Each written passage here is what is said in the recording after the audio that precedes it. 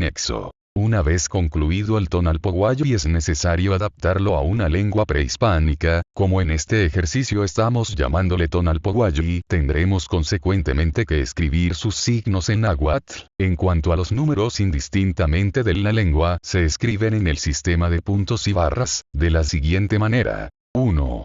1 punto C. 2. 2 puntos OMI. 3. 3 puntos Y. 4. 4 puntos Naui. 5. Una barra o guión Macuilli. 6. 1 punto sobre una barra Chicuase. 7. 2 puntos sobre una barra Chicome. 8. 3 puntos sobre una barra Chicoey. 9. 4 puntos sobre una barra Chicnaui. 10.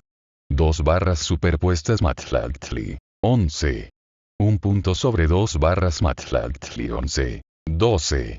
2 puntos sobre 2 barras Matlactliomome. 13. 3 puntos sobre 2 barras Matlactliomei. Esos son todos nuestros números.